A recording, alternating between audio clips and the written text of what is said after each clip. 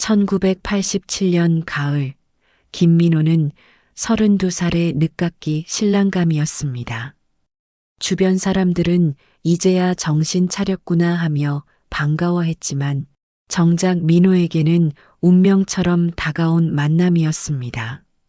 중소기업 회계팀에서 성실히 일하던 그는 친구의 소개로 만난 정수연에게 마음을 빼앗겼습니다. 수연은 28, 당시로는 결코 이른 나이가 아니었습니다.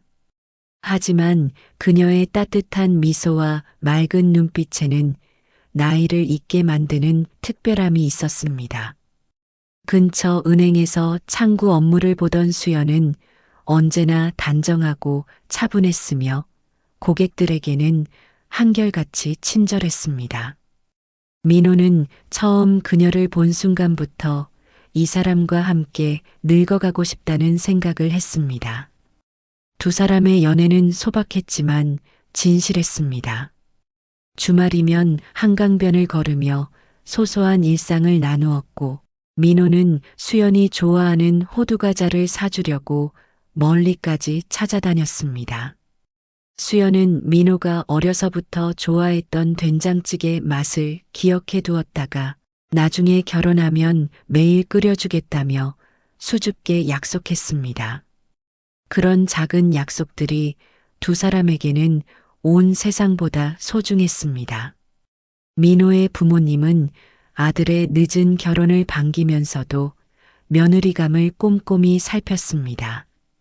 아버지 김광수는 동네에서 작은 철물점을 운영하며 근면하게 살아온 사람이었고 어머니 박영자는 동네 부녀회장을 맡을 정도로 체면과 예의를 중시하는 분이었습니다. 두 분 모두 보수적인 가치관을 가지고 있었지만 아들이 행복해하는 모습에 마음을 열기 시작했습니다. 반면 수연은 부산 출신으로 부모님을 일찍 여의고 언니와 단둘이 서울로 올라와 자립해서 살아온 여성이었습니다. 가족의 뒷받침 없이도 스스로 일어선 그녀의 모습에 민호는 더욱 끌렸습니다. 의지할 곳 없이 홀로 살아온 수연에게 민호는 든든한 울타리가 되어주고 싶었고 수연 역시 자신을 진심으로 아껴주는 민호에게 깊은 사랑을 느꼈습니다. 결혼식은 작지만 따뜻했습니다. 수연의 편에는 언니와 몇 안 되는 친구들만이 자리했지만 민호의 가족들이 진심으로 환영해 주었습니다. 시어머니는 수연의 손을 꼭 잡으며 이제 우리 딸이라고 말했고 시아버지도 좋은 며느리를 얻었다며 흐뭇해했습니다. 그 순간 수연은 오랫동안 그리워했던 가족의 따뜻함을 느꼈습니다. 신혼집은 작은 전셋집이었지만 두 사람에게는 궁전 같았습니다. 수연은 매일 아침 민호가 좋아하는 된장찌개를 끓였고 민호는 퇴근길에 수연이 좋아하는 것들을 하나씩 사들고 집으로 향했습니다. 저녁이면 함께 텔레비전을 보며 하루 있었던 일들을 나누었고 주말에는 시장을 보러 다니며 소소한 행복을 만들어 갔습니다. 그렇게 평범하지만 소중한 일상들이 쌓여갔습니다. 결혼 후 1년이 지나자 시댁에서 손자에 대한 이야기가 나오기 시작했습니다. 처음에는 언제쯤 좋은 소식이 있을까 하는 정도의 가벼운 물음이었지만 시간이 갈수록 그 무게는 점점 무거워졌습니다. 시어머니 박영자는 집안대를 이어야 한다며 거의 매일같이 전화를 걸어 수연의 안부를 물었지만 그 속에는 임신에 대한 기대와 조바심이 섞여 있었습니다. 시아버지 김광수는 더욱 직접적이었습니다. 요즘 며느리들은 일만 하려고 하지 진짜 여자의 역할을 모른다며 수연이 은행 일을 그만두고 집에서 아이를 낳는 일에만 전념하기를 원했습니다. 그는 수연의 출신이 부산이라는 것도 못마땅해 했습니다. 서울 토박이도 아닌 것이 우리 집안의 체면을 생각하지 않는다는 식의 말들이 자주 나왔습니다. 시댁 식구들의 시선은 점점 따가워졌습니다. 명절 때마다 친척들이 모이면 아직도 소식이 없냐는 질문이 쏟아졌고 수연은 그때마다 얼굴이 달아올랐습니다. 시어머니는 다른 집 며느리들은 벌써 둘째까지 낳았는데라며 비교하기 시작했고 시누이들도 언니는 언제 애 낳을 거예요? 라며 무심코 던진 말들이 수연의 마음에 상처를 냈습니다. 민호는 부모님의 이런 태도를 알면서도 직접적으로 맞서지 못했습니다. 어려서부터 효도를 가장 중요한 덕목으로 배워온 그에게는 부모님께 대드는 것이 쉽지 않았습니다. 대신 수연에게 조금만 참아달라, 아이가 생기면 모든 게 괜찮아질 거야 라며 달랬지만 이런 말들은 오히려 수연을 더욱 외롭게 만들었습니다. 마치 아이를 낳지 못하는 자신이 문제인 것처럼 느껴졌기 때문입니다. 수연은 점점 시댁 방문을 꺼리게 되었습니다. 예전에는 시어머니와 함께 장을 보러 다니고 시아버지와 텔레비전을 보며 웃음을 나누었지만 이제는 시댁에 가는 것이 부담스러웠습니다. 민호 가족과의 만남에서는 대부분 침묵으로 일관했고 억지로 웃음을 지어도 그 웃음은 예전 같지 않았습니다. 그녀의 밝던 웃음소리는 집에서도 점점 줄어들기 시작했습니다. 시댁에서의 압박은 수연의 일상에도 영향을 미쳤습니다. 은행에서 일할 때도 집중이 잘 되지 않았고 동료들과의 대화에서도 자연스럽지 못했습니다. 특히 같은 또래 동료들이 임신 소식을 전할 때면 진심으로 축하해 주면서도 마음 한편으로는 자신을 탓하게 되었습니다. 왜 나만 안 될까? 정말 내게 문제가 있는 건 아닐까 하는 생각들이 끝없이 맴돌았습니다. 민호와 수연 사이에도 미묘한 변화가 생겼습니다. 예전처럼 자연스럽게 농담을 주고받지 못했고 대화의 주제도 제한적이 되었습니다. 무엇보다 아이에 대한 이야기는 두 사람 모두 조심스러운 주제가 되어버렸습니다. 사랑은 여전했지만 그 사랑 위에 무거운 짐이 하나씩 쌓여가고 있었습니다. 1989년 봄, 결혼 2년 차에 접어든 어느 평범한 화요일 아침이었습니다. 민호가 평소와 같이 출근 준비를 하고 있을 때 수연은 아무렇지 않게 다녀오세요. 저녁에 뵙겠어요 라고 인사했습니다. 그 인사가 마지막이 될 줄은 꿈에도 몰랐습니다. 민호는 언제나처럼 현관에서 구두를 신으며 저녁에 일찍 들어올게라고 대답했고 수연은 부엌에서 설거지를 하며 작은 목소리로 내라고 답했습니다. 그날 저녁 집에 돌아온 민호는 이상한 적막감을 느꼈습니다. 평소 수연이 저녁 준비를 하느라 부산했던 부엌이 조용했고 거실에도 불이 켜져 있지 않았습니다. 수연아, 어디 있어? 라고 부르며 집안을 둘러보던 민호는 침실 화장대 위에 놓인 작은 편지를 발견했습니다. 수연의 단정한 글씨로 쓰인 짧은 문장이었습니다. 민호 씨, 정말 미안해요. 더 이상 함께할 수 없을 것 같아요. 제가 부족해서 이런 선택을 하게 되었어요. 행복하게 사시길 바라겠어요. 편지를 읽고 또 읽어도 믿기지 않았습니다.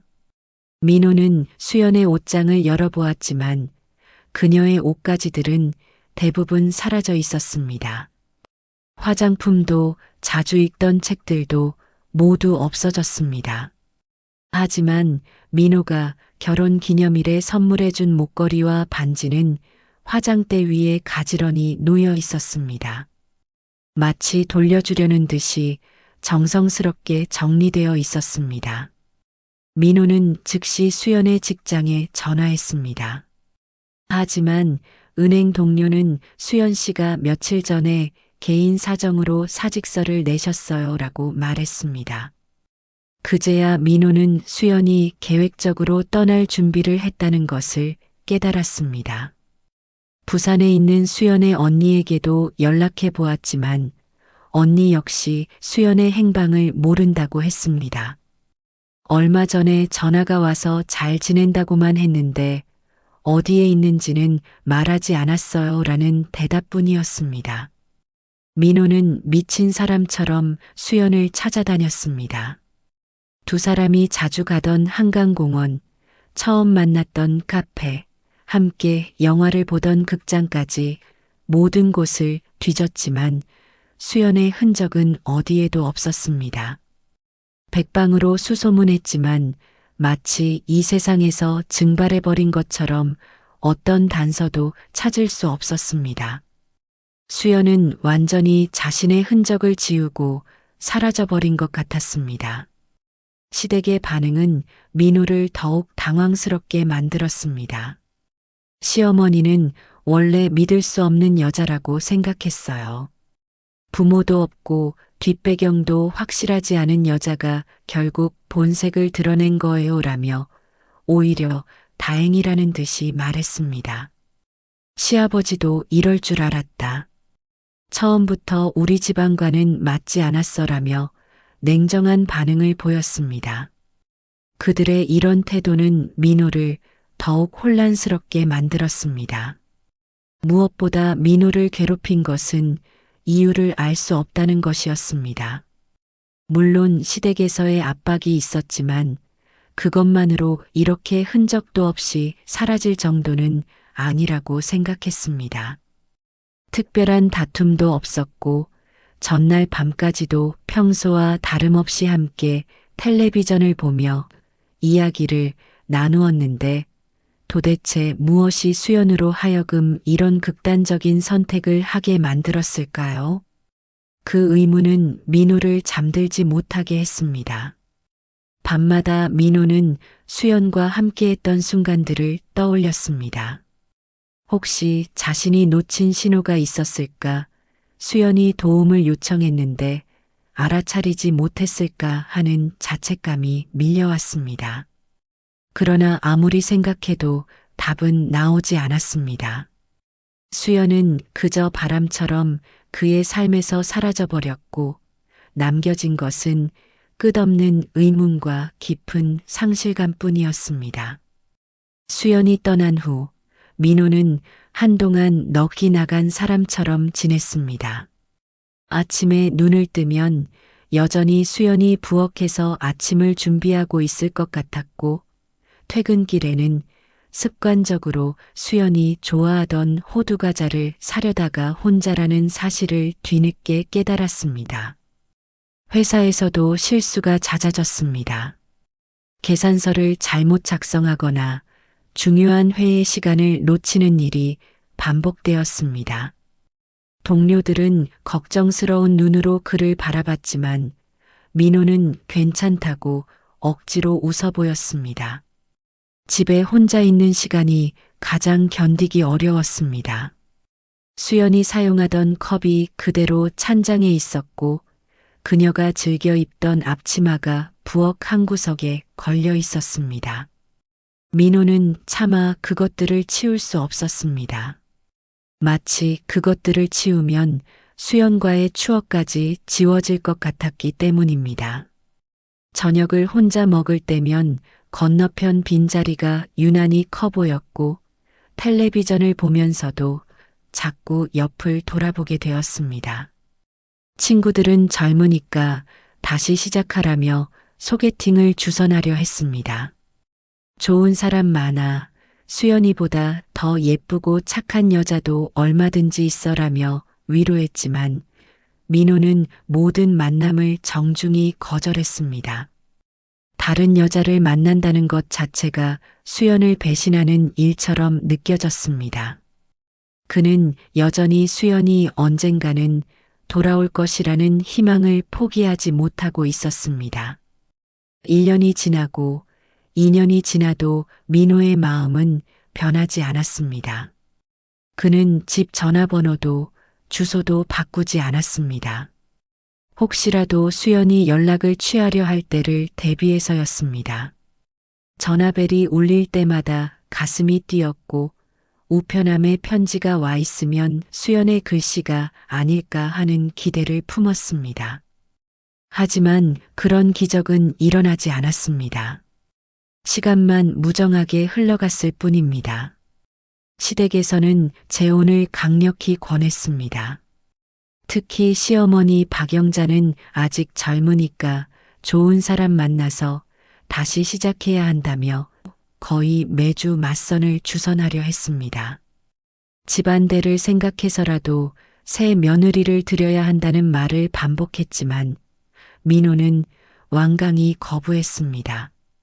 어머니, 저는 아직 준비가 안 됐어요 라고 말할 때마다 시어머니의 표정은 점점 굳어졌습니다. 이 때문에 부모와의 관계도 소원해졌습니다. 예전에는 주말마다 시댁에 들러 부모님과 함께 시간을 보냈지만 이제는 한 달에 한 번 정도 의무적으로 인사만 드리고 오는 정도가 되었습니다. 부모님은 고집불통이라며 한숨을 쉬었고 민호는 죄송합니다라고 고개만 숙였습니다. 가족 간의 따뜻함은 점점 식어갔습니다. 민호는 점차 일에만 매달리기 시작했습니다. 회사에서 가장 일찍 출근하고 가장 늦게 퇴근하는 사람이 되었습니다. 주말에도 사무실에 나가 밀린 업무를 처리했고 회사 야유회나 회식에는 거의 참석하지 않았습니다. 동료들은 그의 성실함을 인정했지만 민호에게 일은 단지 현실을 잇기 위한 도피처였을 뿐이었습니다. 숫자와 장부에 파묻혀 있을 때만 수연 생각을 잠시 잊을 수 있었습니다. 그렇게 민호의 30대가 지나갔습니다. 40대에 접어들면서 주변 사람들도 더 이상 재혼 이야기를 꺼내지 않았습니다. 민호는 평생 혼자 살 사람으로 여겨지기 시작했습니다. 그 자신도 그런 운명을 받아들이는 듯 했지만 마음 깊은 곳에서는 여전히 수연을 기다리고 있었습니다. 30년이라는 긴 기다림이 시작된 것입니다. 1990년대가 지나고 2000년대가 시작되었습니다. 민호는 이제 중년의 나이가 되었고 회사에서는 과장, 차장을 거쳐 부장까지 승진했습니다. 묵묵히 일만 하던 그의 성실한 근무 태도와 뛰어난 업무 능력을 회사에서도 인정하여 안정적인 위치를 차지했습니다. 하지만 직장에서의 성공이 개인적인 공허함을 메워주지는 못했습니다. 승진할 때마다 함께 기뻐해 줄 사람이 없다는 현실이 더욱 절절하게 다가왔습니다. 주변 친구들은 하나둘 자녀를 결혼시키고 손자를 보는 나이가 되었습니다. 동창회에 나가면 친구들은 자랑스럽게 가족 사진을 보여주며 손자 자랑, 며느리 자랑을 늘어놓았습니다. 우리 큰아들이 의사랑 결혼했어. 막내딸이 손자를 낳았는데 정말 예뻐하는 이야기들 사이에서 민호는 항상 어색함을 느꼈습니다. 민호야, 너는 아직도 혼자냐? 는 질문을 받을 때마다 그냥 편해서요라고 얼버무렸지만 실제로는 마음 깊은 곳에 빈자리가 점점 커져만 갔습니다.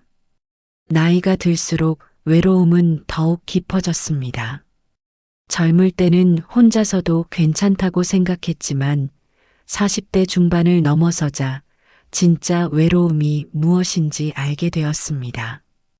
감기에 걸려 며칠 누워 있을 때 간병해 줄 사람이 없다는 것, 좋은 일이 있어도 함께 기뻐해 줄 사람이 없다는 것, 힘든 일이 있어도 위로받을 곳이 없다는 것들이 하나하나 뼈저리게 느껴졌습니다. 그럴 때마다 수연이 있었다면 하는 생각이 더욱 간절해졌습니다. 부모님도 나이가 들면서 건강이 악화되기 시작했습니다. 아버지 김광수는 2005년에 중풍으로 쓰러졌습니다. 갑작스러운 일이었습니다. 철물점에서 일하시던 중 갑자기 말이 어눌해지고 몸의 한쪽이 마비되어 응급실로 실려가셨습니다.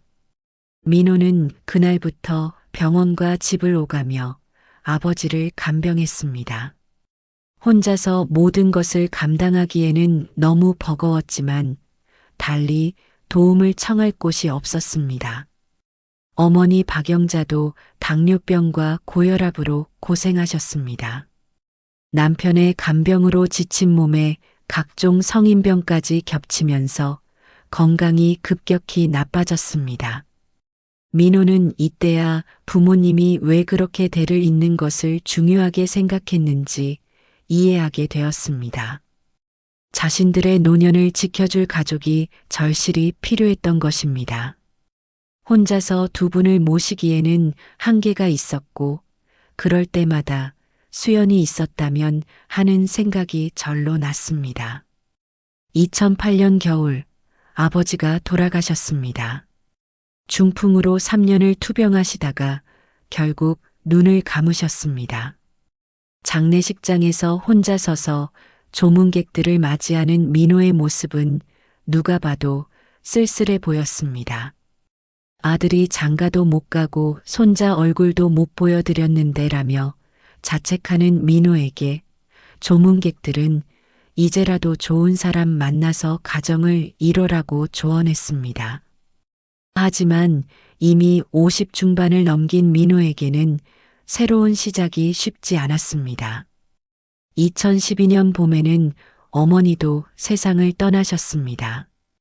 남편을 먼저 보내고 4년을 더 지내시다가 결국 그리운 사람 곁으로 가셨습니다. 어머니의 임종을 지키며 민호는 진정한 고독이 무엇인지 깨달았습니다. 이제 정말 이 세상에 혼자 남게 된 것입니다. 부모님의 장례를 치르고 나니 빈집이 더욱 크게 느껴졌습니다. 아무도 기다리지 않는 집, 아무도 걱정해주지 않는 삶이 시작된 것입니다. 50대 후반이 된 민호는 이제 진짜 노년의 입구에 서 있었습니다. 머리에는 흰머리가 섞이기 시작했고 계단을 오를 때면 숨이 차기 시작했습니다. 건강검진에서는 고혈압과 당뇨 초기 판정을 받았습니다. 혼자 늙어가는 것이 이렇게 쓸쓸한 일인지 처음 알았습니다. 그럼에도 불구하고 민호는 여전히 수연을 기다리고 있었습니다. 아무도 모르게 그리고 아무런 근거 없이 말입니다. 2017년 가을 어느 평범한 목요일 오후였습니다. 민호는 평소와 같이 퇴근 후 집 근처 대형마트에서 저녁거리를 사고 있었습니다. 혼자 사는 사람의 장바구니는 언제나 비슷했습니다. 간단히 끓여 먹을 라면, 김치, 계란, 우유 정도가 전부였습니다. 채소 코너에서 배추를 고르고 있는데 문득 누군가의 시선을 느꼈습니다. 고개를 들어보니 낯익은 뒷모습이 무 앞에서 한참을 서성이고 있었습니다. 그 순간 민호의 심장이 쿵 하고 내려앉았습니다. 30년이라는 긴 세월이 흘렀지만 그 어깨선과 뒷목의 곡선만큼은 여전히 또렷했습니다. 설마 하는 마음과 분명히 그럴 거라는 확신이 동시에 밀려왔습니다. 민호는 장바구니를 든 손이 떨리는 것을 느끼며 한 걸음씩 조심스럽게 다가갔습니다. 마치 꿈속을 걷는 것 같았습니다. 여자가 천천히 고개를 돌렸을 때 그것은 정말로 수연이었습니다. 머리는 회색빛이 많이 섞여 있었고 얼굴에는 세월의 흔적이 깊게 새겨져 있었습니다. 입가의 잔주름, 눈가에 깊어진 선들이 30년이라는 시간의 무게를 보여주었습니다. 하지만 그 눈빛만큼은 30년 전 그대로였습니다. 맑고 따뜻했던 그 눈빛이 여전히 그 자리에 있었습니다. 수연도 민호를 알아봤습니다. 두 사람은 한동안 말없이 서로를 바라보기만 했습니다. 주변의 소음들, 다른 쇼핑객들의 움직임, 마트의 방송소리 모든 것이 사라진 것 같았습니다. 세상에 오직 두 사람만 남은 듯한 기분이었습니다. 30년 동안 수없이 상상했던 순간이었지만 정작 현실이 되니 무슨 말부터 해야 할지 알 수 없었습니다. 수연 씨, 민호의 목소리는 떨렸습니다. 30년 만에 부르는 그 이름이 어색하면서도 그리웠습니다. 민호 씨, 수연의 목소리도 마찬가지로 떨리고 있었습니다. 그녀의 눈에는 순간 눈물이 맺혔다가 이내 감춰졌습니다. 어색한 침묵이 흘렀습니다. 다른 손님들의 시선이 느껴져 수연이 조심스럽게 밖으로 나가자는 뜻을 표했습니다. 민호는 고개를 끄덕였습니다. 두 사람은 각자의 장바구니를 계산대에서 정산한 후 마트 밖으로 나왔습니다. 그 짧은 시간조차 서로에게서 눈을 떼지 못했습니다. 혹시 다시 사라져버릴까봐 두려웠습니다. 마트 앞 작은 공원에는 벤치 하나가 있었습니다. 두 사람은 자연스럽게 그 벤치로 향했습니다. 가을 저녁에 선선한 바람이 불어와 노란 은행잎들을 떨어뜨렸습니다. 민호는 수연의 옆모습을 지켜봤습니다. 예전보다 야위긴 했지만 여전히 그가 사랑했던 그 사람이었습니다. 수연도 민호를 힐끗힐끗 바라보며 그의 변화를 확인하고 있었습니다. 민호는 어디서부터 무슨 말을 해야 할지 몰랐습니다. 30년 동안 품어왔던 질문들이 목구멍까지 차올랐지만 정작 수연의 얼굴을 마주하고 나니 그 어떤 말도 쉽게 나오지 않았습니다. 수연도 마찬가지였습니다. 그녀는 손가락으로 핸드백 끈을 만지작거리며 시선을 땅에 고정시켰습니다. 서로에 대해 궁금한 것이 산더미 같았지만 어디서부터 시작해야 할지 막막했습니다. 수연은 이 근처로 이사 온 지 얼마 되지 않았다고 조심스럽게 털어놓았습니다. 정말 우연한 만남이었다고 했지만 그 우연이 얼마나 간절했던 우연인지는 두 사람 모두 알고 있었습니다. 30년이라는 세월 앞에서 두 사람은 다시 처음 만난 사람들처럼 어색했습니다. 하지만 동시에 마치 어제 헤어진 사람들처럼 친근하기도 했습니다. 시간은 많은 것을 바꿔놓았지만 변하지 않은 것들도 분명히 있었습니다. 그것이 무엇인지는 아직 확실하지 않았지만 적어도 서로를 알아볼 수 있다는 것, 그것만으로도 기적 같은 일이었습니다. 공원 벤치에 나란히 앉아 있는 두 사람 사이의 거리감은 30년의 세월만큼이나 멀게 느껴졌습니다. 민호는 수없이 상상해봤던 이 순간이 실제로 왔을 때 무슨 말을 해야 할지 알 수 없었습니다. 30년 동안 품고 있던 원망과 그리움, 궁금증과 사랑이 뒤엉켜 목구멍 어디선가 맴돌기만 했습니다. 왜 떠났는지, 왜 연락도 없이 사라졌는지, 왜 이제야 나타났는지 묻고 싶었지만 정작 수연의 얼굴을 마주하고 나니 그 어떤 말도 쉽게 나오지 않았습니다. 수연도 마찬가지였습니다. 그녀는 손가락으로 핸드백 끈을 만지작거리며 시선을 땅에 고정시켰습니다. 30년 전 젊은 아내였던 자신을 기억하는 민호 앞에서 이제는 늙고 지친 모습이 된 자신을 보여주는 것이 부끄러웠습니다. 그동안 민호가 어떻게 살았는지, 재혼은 했는지, 행복했는지 궁금했지만 차마 물어볼 용기가 나지 않았습니다. 30년 동안 그가 혼자였을 것이라는 걸 알고 있었기 때문에 더욱 미안했습니다. 첫 번째 어색한 질문은 결혼에 관한 것이었습니다. 서로가 지난 30년 동안 다른 사람과 새로운 삶을 시작했는지가 가장 먼저 궁금한 일이었습니다. 민호의 대답은 짧고 담담했습니다.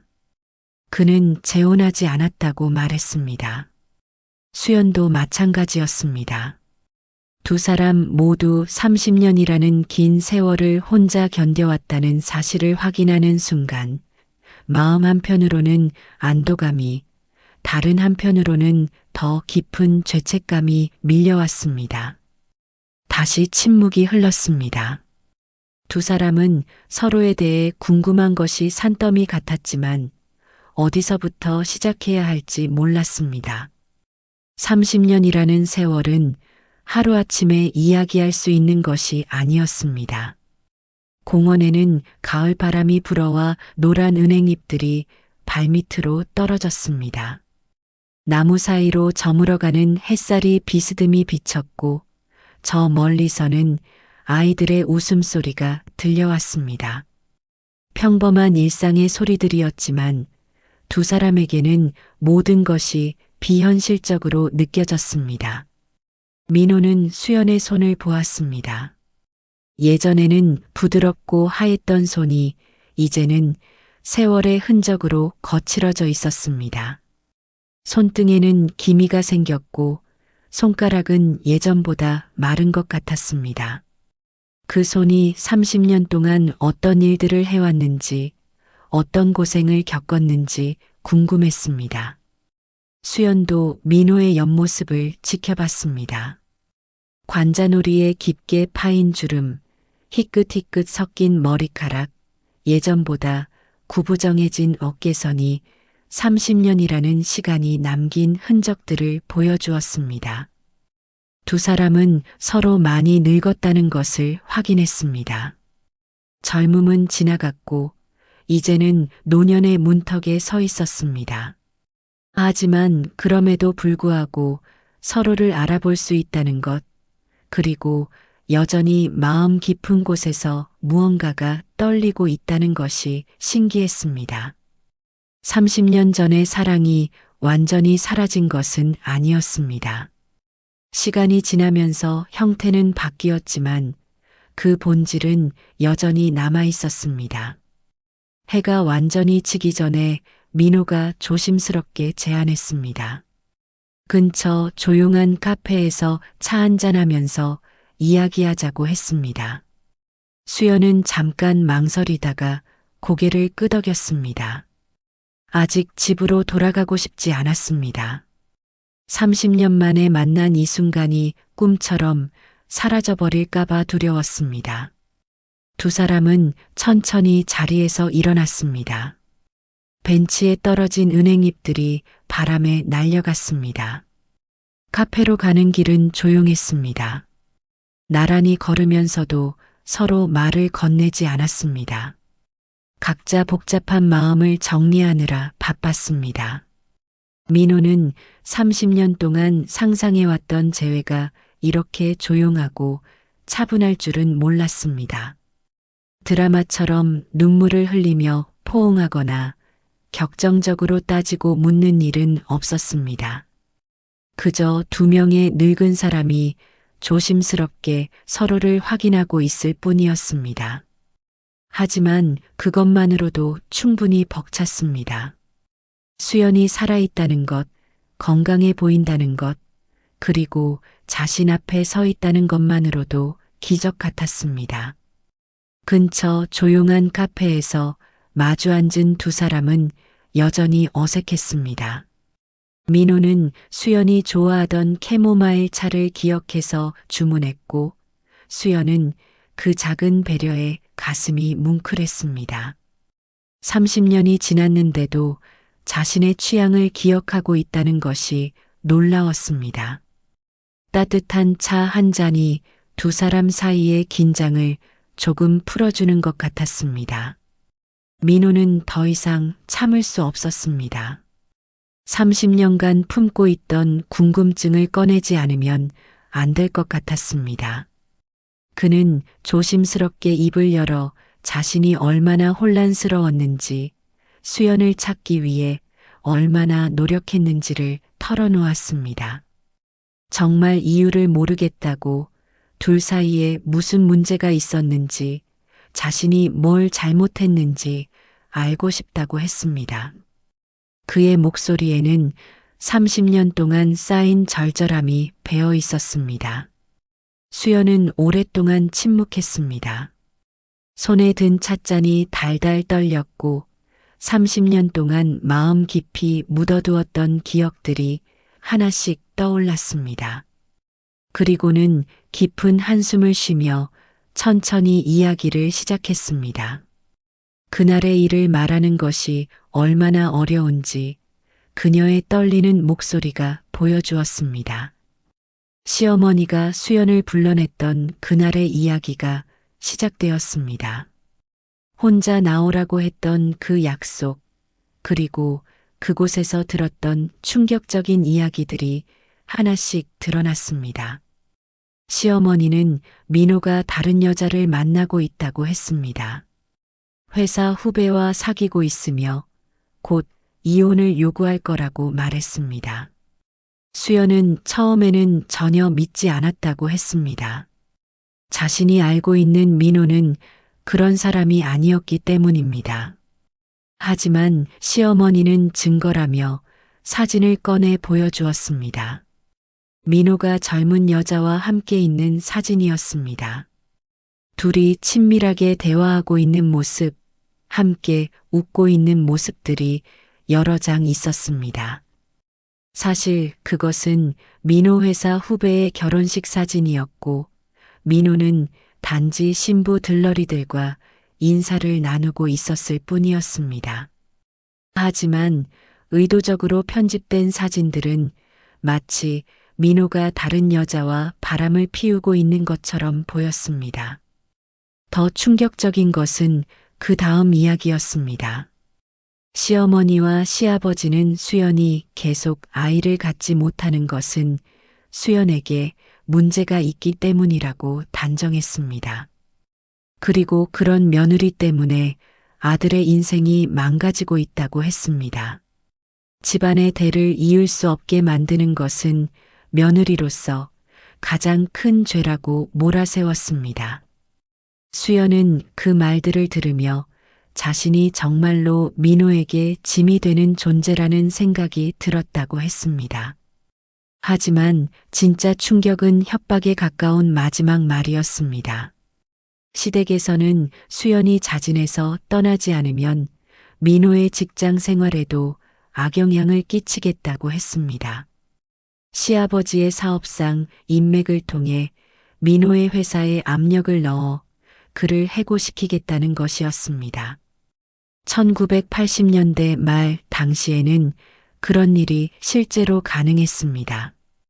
연줄과 인맥이 개인의 운명을 좌우하던 시대였습니다. 수연은 그 순간 선택의 기로에 섰다고 했습니다. 민호와 함께 싸울 수도 있었지만 그렇게 되면 민호가 부모와 원수가 되어야 했습니다. 효를 중시하는 민호에게 그런 선택을 강요할 수는 없었습니다. 더구나 직장까지 잃게 된다면 민호의 인생이 완전히 망가질 수도 있었습니다. 그래서 수연은 혼자 모든 것을 감당하기로 결심했습니다. 민호를 지키기 위해서 스스로 떠나기로 한 것입니다. 그날 밤 수연은 잠들지 못했다고 했습니다. 민호에게 진실을 말할지 아니면 조용히 떠날지 고민했습니다. 하지만 진실을 말하면 민호가 부모와 맞서 싸우게 될 것이고 그것은 결국 모든 사람을 불행하게 만들 것 같았습니다. 그래서 수연은 가장 고통스러운 선택을 했습니다. 아무 말 없이 떠나는 것이었습니다. 민호가 자신을 원망하게 되더라도 그것이 모든 사람에게 최선이라고 생각했습니다. 민호는 수연의 이야기를 들으며 충격에 휩싸였습니다. 30년간 자신이 알고 있던 진실이 모두 거짓이었다는 것을, 수연이 그를 버린 것이 아니라 지키려 했다는 것을 깨달았습니다. 분노와 안타까움, 그리고 수연에 대한 깊은 미안함이 동시에 밀려왔습니다. 왜 그때 부모님과 맞서 싸우지 못했을까? 왜 수연의 마음을 알아차리지 못했을까? 하는 후회가 밀물처럼 밀려왔습니다. 민호는 30년 만에 알게 된 진실 앞에서 말을 잃었습니다. 분노와 안타까움, 그리고 수연에 대한 깊은 미안함이 뒤섞여 가슴을 짓눌렀습니다. 수연이 모든 것을 혼자 감당했다는 사실이 믿기지 않았습니다. 그는 그동안 수연을 원망했던 자신을 돌아보며 부끄러움을 느꼈습니다. 30년 동안 수연은 악역이 아니라 희생자였던 것입니다. 수연은 계속해서 그 후의 이야기를 털어놓았습니다. 부산으로 내려간 후의 삶은 녹록지 않았다고 했습니다. 언니의 도움을 받긴 했지만 갑자기 나타난 동생을 무작정 받아주기에는 언니의 형편도 넉넉하지 않았습니다. 수연은 처음에는 작은 식당에서 설거지를 하며 하루하루를 버텼습니다. 서울에서의 안정된 은행원 생활과는 천지 차이였지만 그나마 몸을 숨길 곳이 있다는 것만으로도 감사했습니다. 몇 년 후 작은 돈을 모아 조그만 카페를 시작했다고 했습니다. 언니가 조금 도와주고 수연이 악착같이 모은 돈으로 겨우 보증금을 마련할 수 있었습니다. 카페는 작았지만 수연에게는 새로운 삶의 터전이었습니다. 혼자서 모든 것을 해내야 했기에 새벽부터 밤늦게까지 일했습니다. 손님이 별로 없는 날에는 하루 종일 커피 한 잔만 팔리는 날도 있었지만 포기하지 않았습니다. 하지만 무엇보다 힘든 것은 외로움이었다고 수연은 고백했습니다. 민호를 생각하지 않은 날이 하루도 없었다고 했습니다. 특히 밤이 되면 서울에 있을 민호가 어떻게 지내고 있을지, 혹시 자신을 찾고 있지는 않을지, 아니면 벌써 다른 사람과 새로운 삶을 시작했을지 궁금했습니다. 라디오에서 서울 소식이 나올 때마다 귀를 기울였고 가끔 서울에서 온 손님이 있으면 괜히 민호를 아는지 물어보고 싶은 충동을 느꼈습니다. 몇 년이 지나 카페가 어느 정도 자리를 잡았을 때 수연은 용기를 내어 서울의 소식을 알아보기 시작했습니다. 공통 지인을 통해 조심스럽게 민호의 안부를 물었습니다. 그렇게 알게 된 것이 민호가 재혼하지 않았다는 사실이었습니다. 그 소식을 들었을 때 수연은 안도감과 함께 더 깊은 죄책감을 느꼈다고 했습니다. 자신 때문에 민호가 혼자 살고 있다는 생각에 가슴이 미어졌습니다. 시간이 흐르면서 수연은 민호의 부모님 소식도 듣게 되었습니다. 시아버지가 중풍으로 쓰러졌다는 소식, 그리고 몇 년 후 돌아가셨다는 소식을 들었을 때는 복잡한 마음이었습니다. 그토록 자신을 몰아세웠던 분이지만 여전히 민호의 아버지였기 때문입니다. 시어머니가 돌아가셨다는 소식을 들었을 때는 더욱 마음이 무거웠습니다. 이제 민호가 정말 혼자가 되었다는 생각이 들었기 때문입니다. 부모님의 장례식 때는 정말 가고 싶었다고 수연은 털어놓았습니다. 멀리서라도 민호의 모습을 보고 싶었고 혹시 도움이 필요하지는 않을지 궁금했습니다. 결국 시어머니 장례식에는 정말 멀리서 지켜봤다고 했습니다. 상복을 입고 홀로 서 있는 민호의 모습을 보며 가슴이 찢어지는 것 같았습니다. 달려가서 위로해주고 싶었지만 그럴 자격이 없다고 생각했습니다. 그 후로도 수연은 계속 민호의 소식을 멀리서 지켜봤습니다. 회사에서 승진했다는 소식, 건강하게 지내고 있다는 소식들을 들을 때마다 안도했습니다. 동시에 자신은 민호의 삶에서 완전히 사라진 존재가 되어버렸다는 현실도 받아들여야 했습니다. 수연은 30년 동안 그렇게 민호를 사랑하며 동시에 포기하며 살아왔다고 했습니다. 최근 들어 수연은 나이가 들면서 건강이 예전 같지 않다는 것을 느꼈습니다. 관절도 아프고 혈압도 높아졌습니다. 언니도 이미 세상을 떠났고 부산에는 더 이상 자신을 붙잡아줄 사람이 없었습니다. 그래서 용기를 내어 서울 근처로 올라온 것이었습니다. 민호를 만나려는 것은 아니었지만 그래도 같은 하늘 아래 살고 싶었다고 했습니다. 민호는 수연의 이야기를 들으며 30년이라는 시간이 두 사람 모두에게 얼마나 잔혹했는지 깨달았습니다. 수연은 사랑하는 사람을 지키기 위해 스스로를 희생했고 자신은 그 희생의 의미도 모른 채 30년을 원망 속에서 살아왔습니다. 그 모든 시간들이 안타깝고 아까웠지만 이제라도 진실을 알게 된 것이 다행이었습니다. 그날 밤 민호는 잠들 수 없었습니다. 30년 만에 알게 된 진실이 머릿속에서 맴돌았습니다. 수연이 자신을 위해 희생했다는 사실, 그리고 그 모든 시간 동안 자신을 사랑하고 있었다는 고백이 가슴을 뛰게 했습니다.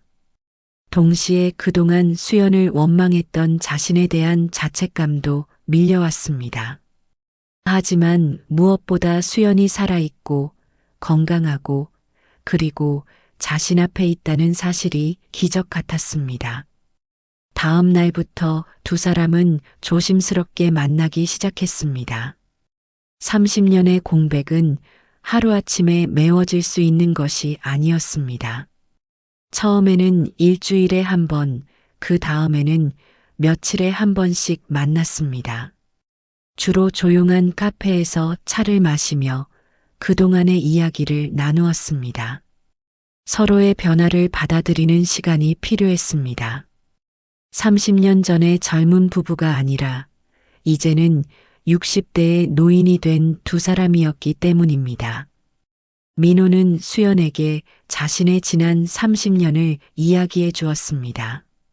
얼마나 그녀를 찾으려고 노력했는지, 얼마나 외로웠는지, 그리고 부모님을 떠나보내며 느꼈던 고독감에 대해서도 털어놓았습니다. 수연은 민호의 이야기를 들으며 미안한 마음과 고마운 마음을 동시에 느꼈습니다. 자신 때문에 민호가 30년을 혼자 살았다는 것이 미안했지만 그럼에도 불구하고 자신을 기다려준 것이 고마웠습니다. 한 달쯤 지났을 때 민호는 수연에게 제안했습니다.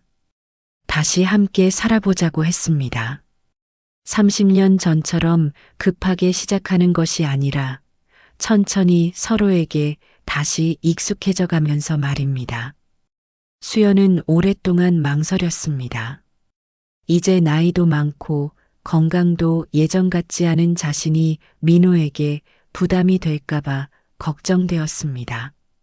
하지만 민호는 그런 수연의 걱정을 이해한다며 서로 의지하며 늙어가자고 말했습니다. 수연은 부산의 모든 것을 정리하기 위해 잠시 내려갔습니다. 30년간 운영했던 카페를 다른 사람에게 넘기고 작은 짐들을 정리했습니다. 이번에는 30년 전처럼 흔적도 없이 사라지는 것이 아니었습니다. 민호와 매일 전화를 했고 언제 서울로 올라올지도 정해두었습니다. 그 차이가 수연에게는 큰 위안이 되었습니다. 3개월 후 수연이 서울로 올라왔을 때 민호는 공항에서 그녀를 기다리고 있었습니다. 30년 전에는 하지 못했던 일이었습니다. 그때는 수연이 떠날 때 배웅도 못했고 돌아올 때를 기다릴 수도 없었습니다. 하지만 이번에는 달랐습니다. 민호는 수연이 나오기를 기다리며 30년 전 신혼 때처럼 설레었습니다. 처음에는 각자 따로 살기로 했습니다. 민호는 수연을 위해 자신의 집 근처에 작은 원룸을 구해주었습니다. 급하게 동거를 시작하기보다는 천천히 서로에게 다시 익숙해지는 시간이 필요했습니다. 두 사람은 매일 만나지는 않았지만 일주일에 서너 번씩은 함께 시간을 보냈습니다. 장을 보러 가거나 영화를 보거나 그냥 공원을 산책하는 소소한 일상들이었습니다. 두 사람 모두 이제 예순을 넘긴 나이였습니다. 젊음은 지나갔고 건강도 예전 같지 않았습니다. 민호는 고혈압과 당뇨 초기 진단을 받은 상태였고 수연은 관절염으로 고생하고 있었습니다. 하지만 서로가 있다는 것만으로도 삶의 의미가 완전히 달라졌습니다. 아침에 눈을 뜰 때 오늘 만날 사람이 있다는 것, 저녁에 안부를 물어볼 사람이 있다는 것이 얼마나 소중한지 깨달았습니다. 6개월이 지나자 두 사람은 자연스럽게 함께 살기 시작했습니다. 민호의 집에서 동거를 시작한 것입니다. 30년 전과는 모든 것이 달랐습니다. 더 이상 아이에 대한 압박도 없었고 시댁의 눈치를 볼 필요도 없었습니다. 그들을 방해할 사람은 아무도 없었습니다. 오직 두 사람만의 조용하고 평온한 시간이 시작되었습니다. 수연은 다시 민호가 좋아하는 된장찌개를 끓여주기 시작했습니다. 손목이 아파서 예전처럼 빠르게 할 수는 없었지만 그 정성만큼은 30년 전과 다르지 않았습니다.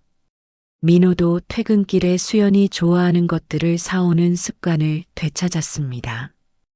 호두과자 대신에 이제는 혈압에 좋다는 견과류를 사왔고 수연은 그런 민호의 배려에 웃음을 지었습니다. 1년 후 두 사람은 조용한 결혼식을 올렸습니다. 화려한 예식장이 아니라 작은 교회에서 몇 안 되는 지인들만 참석한 소박한 결혼식이었습니다. 30년 전의 결혼식과는 모든 면에서 달랐지만 이번에는 훨씬 더 의미 있는 시간이었습니다. 젊은 시절의 열정적인 사랑과는 다른 깊고 성숙한 사랑이었습니다. 두 사람 모두 이번에는 아무도 자신들의 사랑을 방해할 수 없다는 것을 알고 있었습니다. 결혼식 후 두 사람은 작은 여행을 떠났습니다. 30년 전 신혼여행을 제대로 가지 못했던 아쉬움을 달래는 늦은 신혼여행이었습니다. 제주도의 작은 펜션에서 일주일을 보냈습니다. 젊은 커플들처럼 활동적이지는 못했지만 바닷가를 천천히 걸으며 30년 동안 하지 못했던 이야기들을 나누었습니다. 석양을 바라보며 손을 맞잡고 앉아 있는 두 사람의 모습에는 세월의 무게와 함께 깊은 평온함이 있었습니다. 일상으로 돌아온 후에도 두 사람의 생활은 조용했지만 충만했습니다. 민호는 몇 년 후 은퇴를 앞두고 있었고 수연은 집에서 작은 텃밭을 가꾸며 소소한 취미를 즐겼습니다.